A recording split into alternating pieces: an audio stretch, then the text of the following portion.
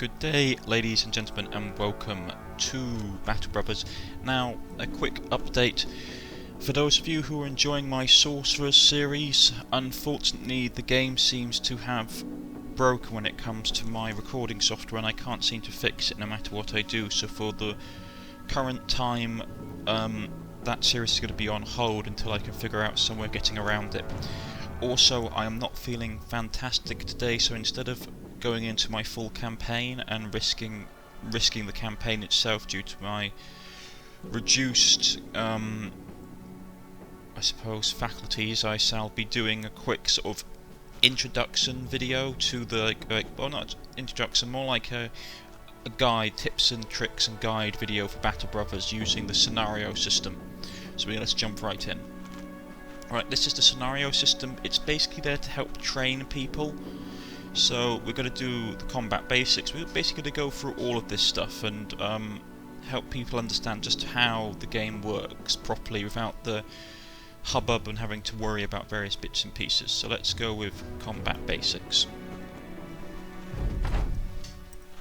Right, this is Battle Brothers. For those of you who watch my series, this is a very common sight. This is the basic starting tutorial. Now, this is the first mission. We have 3 Battle Brothers. We have 1 Battle Brother armed with a hatchet and a normal shield. Yeah, hatchet and normal. Well, one is armed with a spear, one is armed with a hatchet or hand axe, and one is armed with a noble sword.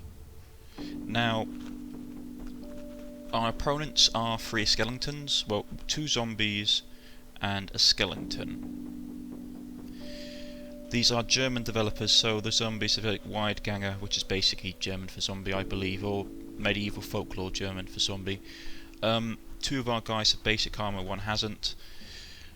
In Battle Brothers, the key that you have basically 2 things you really need to, well, 2 things you really need to watch out for. One is how much action points your character has per turn, and the other one is fatigue. Your fatigue will build up over time for using actions and movement, and the way that you basically get back fatigue, see look, fatigue is gained for every action like moving, using skills, and when being hit in combat. It is reduced at a fixed rate of 15 points each turn, or as much as necessary for a character at the start of every turn with 15 less than its maximum fatigue. If a character accumulates too much fatigue, they may not be able to rest a turn, i.e. do nothing, or they may need to rest a turn, i.e. do nothing, before they're able to use more specialist skills again. That includes tacking, so if you get too tired you can't attack, so that's something to take into account. Right, now in this particular setup, these guys aren't particularly heavily armoured. This one's going to be punching me unarmed. This one has going to be hitting me with what looks like some kind of mace, and this one's going to go attacking me with a short sword. Now, my preferred tactic is to put up a spear wall. As you can see at the bottom, you have the turn indicator. This shows you what initiative order your characters will go in. Also, if you hover over an enemy, you can see which they will. See, the skeleton will act in 2 turns, the zombie will act in 4 turns, and it is all displayed at the bottom along this bar here. Now, I am going to throw up a shield wall for my guys, and we should get onto the enemy's turn.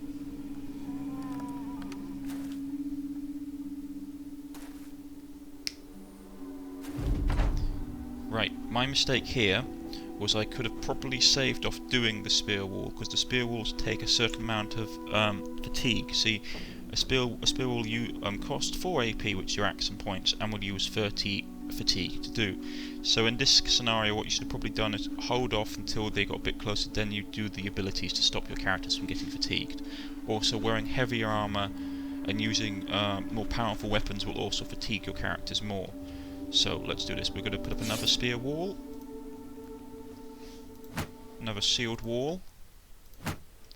There we go, and we shall click over to the enemy's turn. Let's go.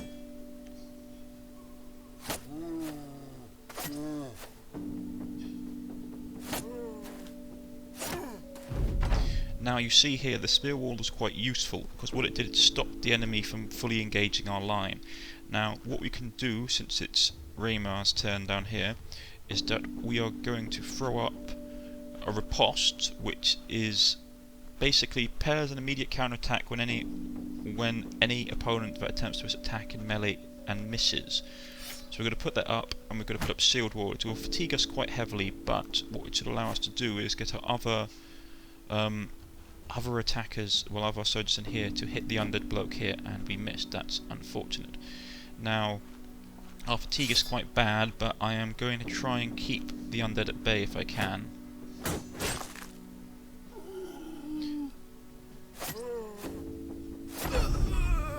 Now, as you can see, what happened here is that the skeleton attacked Forbin, or Rema, and the riposte basically damaged him quite severely. That's the nice thing about the riposte. If you don't want to open yourself up by attacking an enemy, you can put up a shield wall and put on riposte, and means that if you've got a good defensive skill, he's basically more likely to hurt himself attacking you than anything. Right, we've got to take Forbin and finish off this undead one here. Now, the problem with undead normally in the campaign is that unless you decapitate them, they will get back up.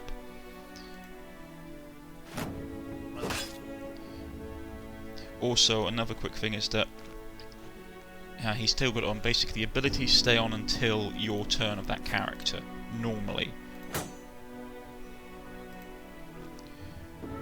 Now, you're probably wondering, how would you get out of someone who's in a shield wall, per se?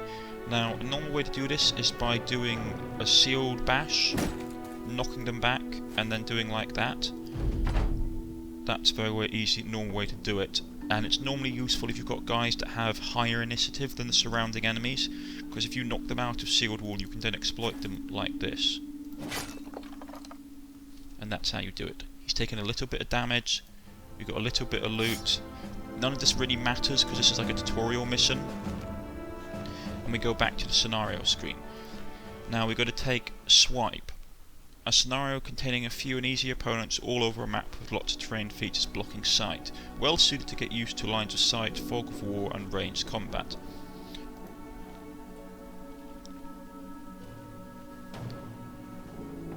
Right, here's our party.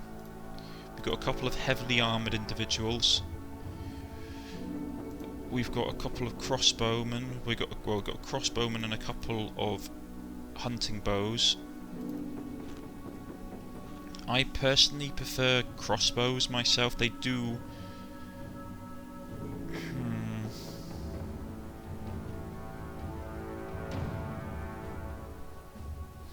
I just prefer crossbows. They take a bit more fatigue and you can't shoot as quickly, but they do more damage. Sorry about that. Yes. Also, this guy isn't wearing any armour. Why isn't he wearing any armour?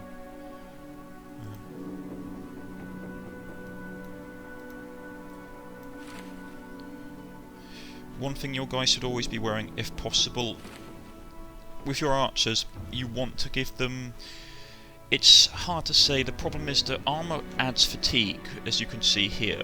You don't want to give them too heavy armour too early on, because if you do, their fatigue is massively reduced. Thus, they're not as effective in combat.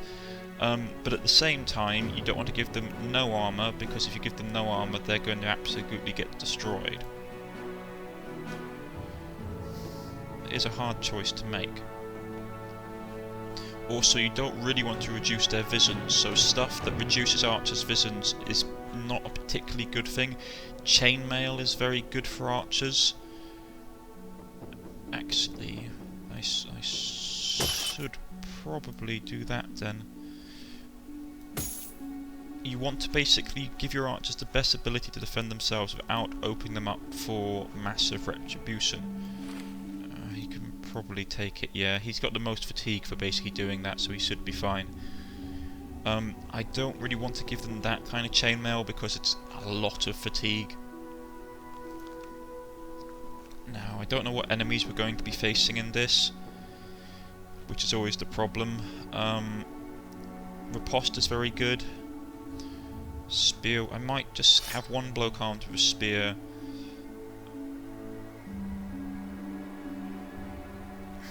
This is the hard problem, you see.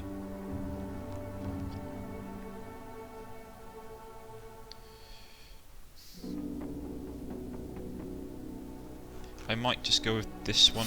I'm not particularly it's just trying to get the right balance. The problem is we don't have enough guys to do a particularly good defensive manoeuvre in this, so we have to be careful about it.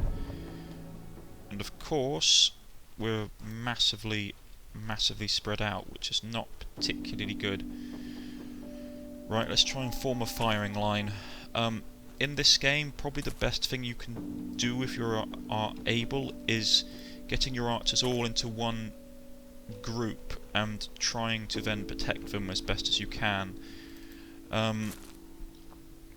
We are outnumbered quite heavily, so this isn't going to be that easy. Also, we're in rough terrain.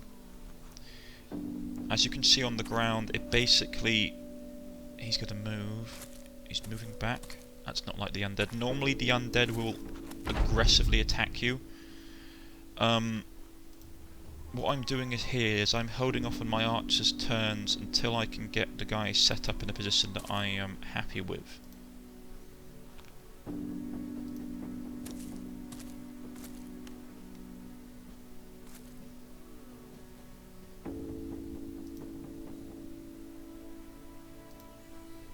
Here we go.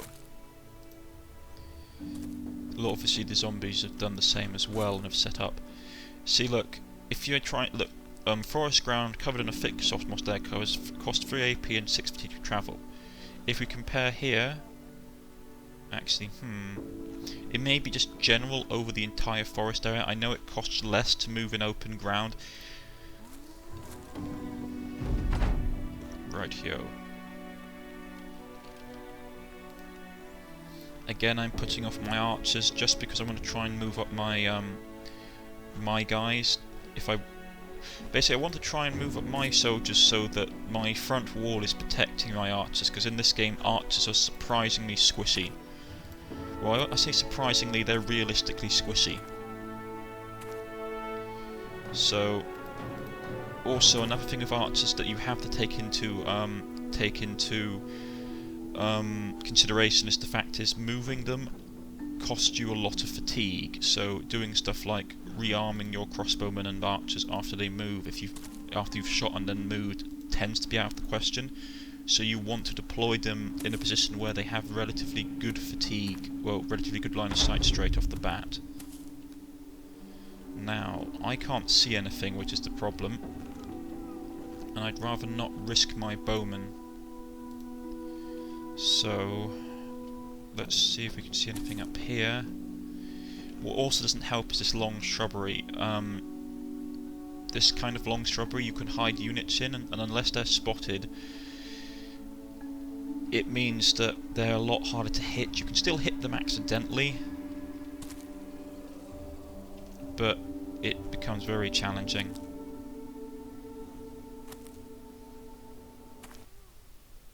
Okay, I have no idea what these guys are doing.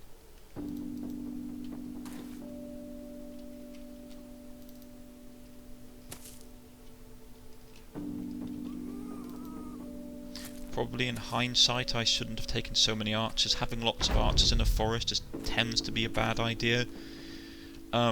Predominantly because you can't actually see what's going on. I'm just going to jump him into this piece of terrain up here so he can't be seen.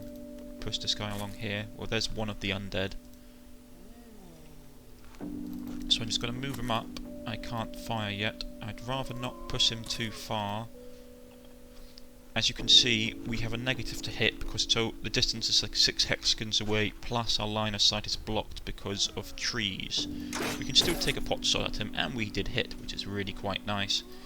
We'll move up the other archer and just sort of stick him on overwatch. And we'll leave this guy here to basically act as a rear guard for the other bloke, in case we suddenly get jumped by, yep, undead.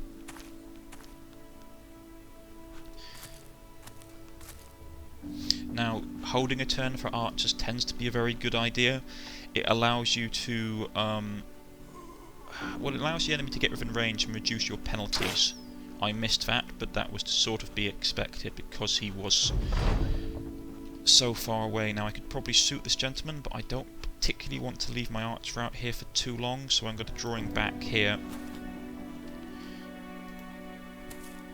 Press the wrong button. No problem. I'm going to put the bloke up here and put shield wall on, because it will give me a relatively improved ability to hold off attacks. As you can see, if you want to reload and shoot with a crossbow, it takes most of a turn. So we're going to fire with the crossbowman again and miss. We are going to move up our guard here and hold this position. He should now be coming towards me in this way.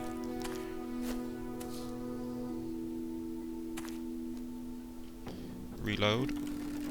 Shooting into combat tends to be a risky business. You don't really want to do it. If you can, what you should do is try and flank around your battle line if you are able. And that guy can't reach.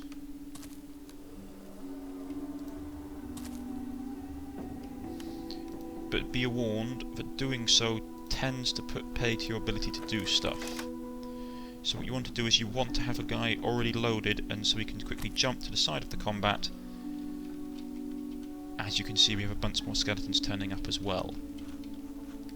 Now, I'm going to try and do decapitation. A blow aimed to decapitate the target on the spot does more damage to the hit points the more the target's already injured. Now, he isn't really actually that injured too much, so I might just go for a cleave. 65% chance to hit. He has a lot of armour, which doesn't help. Okay, they're reforming. That's not fantastic.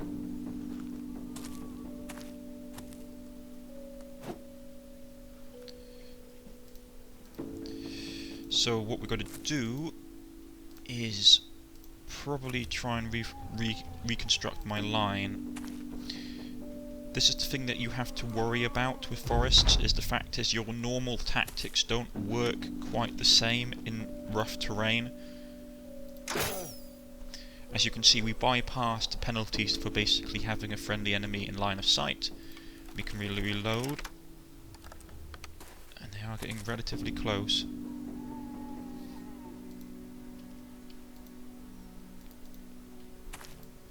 He's got a shield up, plus he's got bad line of sight. We won't really have much chance of hitting him, so I'm going to hold off until some of the more undead enemies turn up.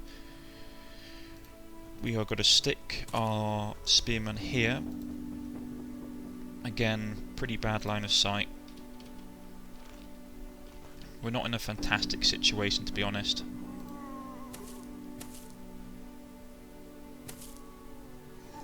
Right. We're going to use cleave on this enemy here because he's quite low on health.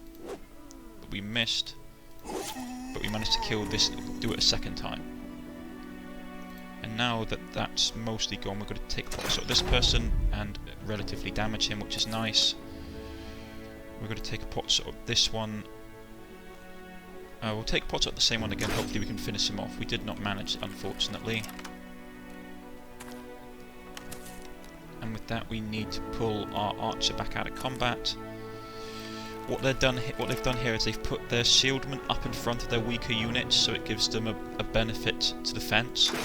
But we still managed to get one of them, which was nice. Put a spear wall up.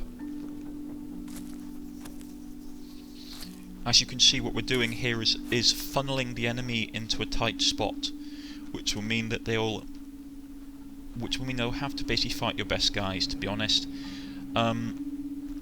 I tend to favour this when I have quite heavily armoured individuals.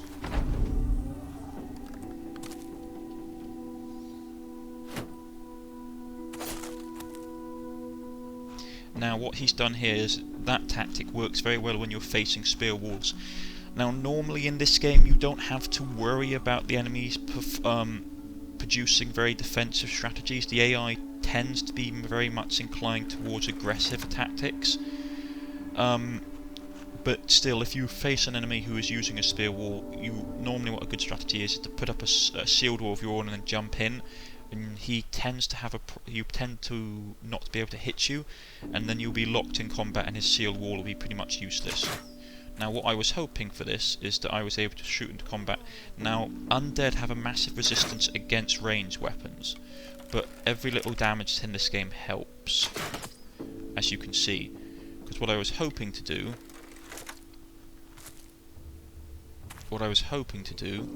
is remove his armour so I can do a decapitation and pretty much finish him off. Like that. The downside of this is that it is eating into my fatigue.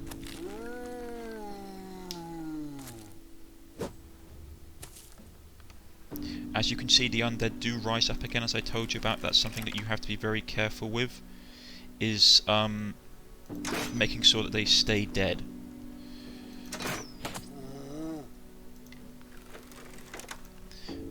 Normally a good way to do that is to use techniques that decapitate them, or you can stand on top of their bodies.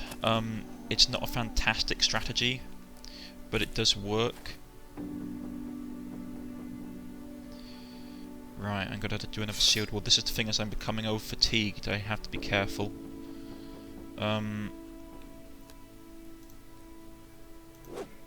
Yeah, this is going to be an issue.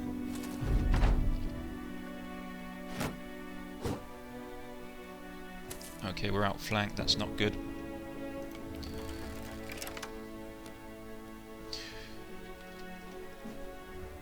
Do they have any defense? If they've got daggers, that could be useful. Well, let's just try shooting some of these guys for the moment. Fortunately, the undead don't get back up with full health, so you can actually relatively reduce their efficiency.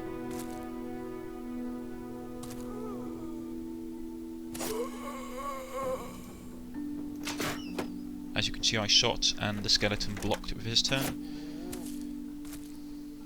Right, I'm going to go on the offensive now. I need to basically... my stamina's not particularly good, but I should have enough armour to basically deal with... See, look, because the undead are getting back up.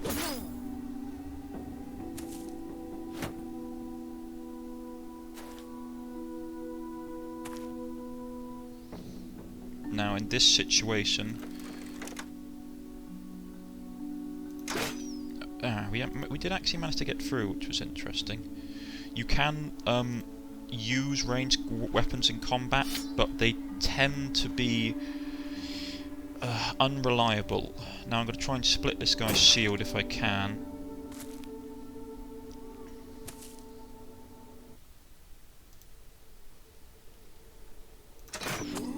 Managed to get that guy down again. Got to switch over to his dagger and basically move him into combat to try and finish this bloke, while at the same time jabbing this guy with a spear. The problem is, at the moment this guy has his shield up, so I'm not going to do a lot of damage, though I could probably finish this guy off.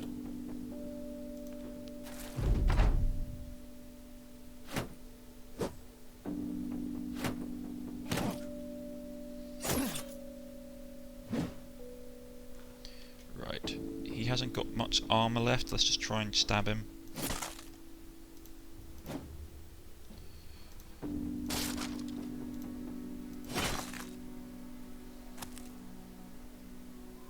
This is the heavily one here that we want to be really worried about.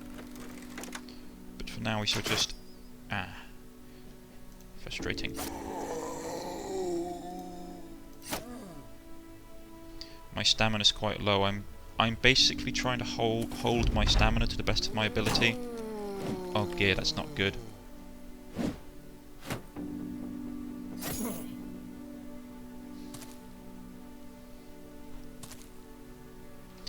Now, as you can see, the power that the undead have in this game is predominantly one of... they tire you out quite a lot.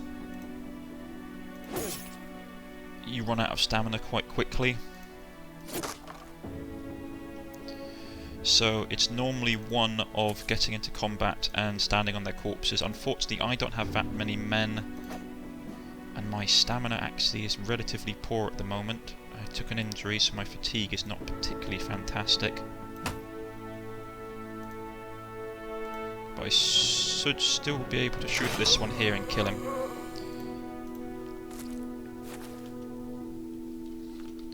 The other one should be making his way around here any moment now, which is not great. 42%. It was worth the risk.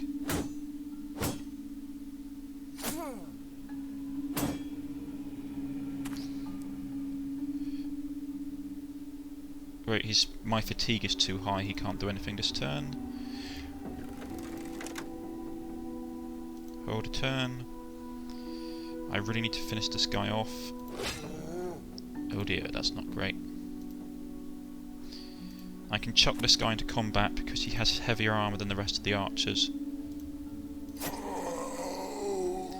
Also, if you have noticed, when you they can only get up so many times, the undead, and once it happens, they sort of die off after a period of time, which is useful to do.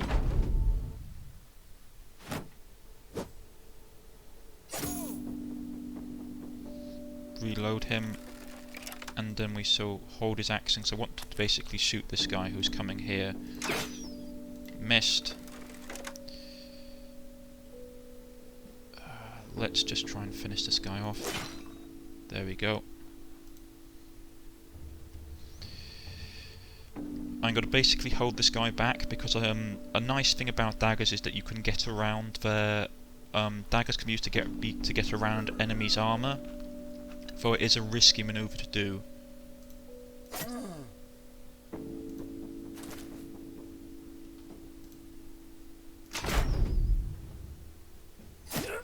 Oh dear. We'll just see how this is going to go. Let's try and just jab him his health. As you can see, we negated a lot of his armour actually. Now let's just. He's not doing well at all. But you can see the risk that the undead pose in this game is that they suffer from. When you're fighting undead, you basically have sustained fatigue build up, which is not very good at all. So what I'm doing is I'm just desperately trying to get his health down. Will you die?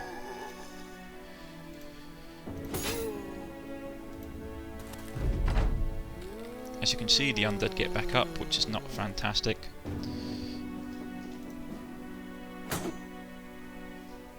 Hopefully we'll be able to finish, because his fatigue is quite high at the moment. So let's just... And we managed to kill him off. There's one left, and I don't know how tough he is. So let's just pray he isn't too tough.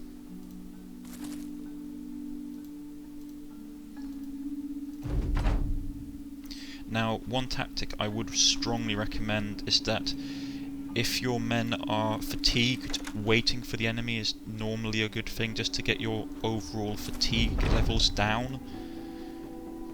Because, as I have mentioned, the thing which will do the most damage to you in the game in the battle situations is your lack of fatigue. Well, not lack of fatigue, but sorry, I'm not particularly well this morning. Is being over fatigue. Over fatigue basically will limit your movement. It will limit your ability usage. It will limit a lot of things. Right, I'm going to send someone out as a scout. I want to know where this undead person is.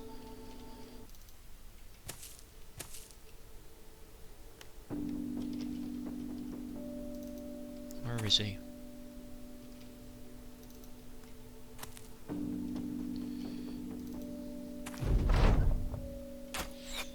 There we go. He's an archer, that's not great. I'm going to try and flank him. His health is really poor, but fortunately I still can throw up a shield wall, which will give him a nice juicy defense against range weapons, and I'll rush the other guy down here. That's the thing that you also need to be careful about fighting in woods, is that ambushes... Oh dear. They've killed one of our guys. That's not fantastic. But that is the risk that you have to take into account while fighting in forest. Ambushes are very common, predominantly due to the fact that line of sight is obscured, and archers, when set up for ambushes, do a lot of damage. If they can hit you, that is.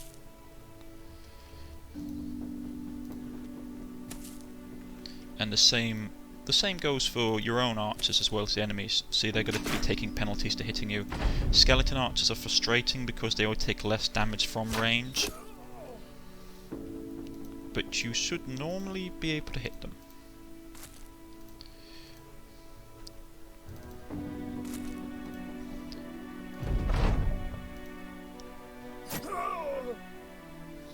Ooh, that's not good.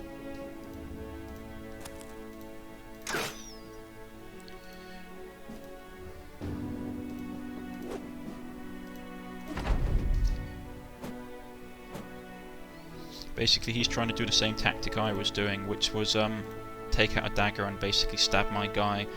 It's not a fantastic strategy, but it works. Now, what I'm going to do is I'm going to switch out to my dagger and jump into combat, hopefully. I'm just out of range.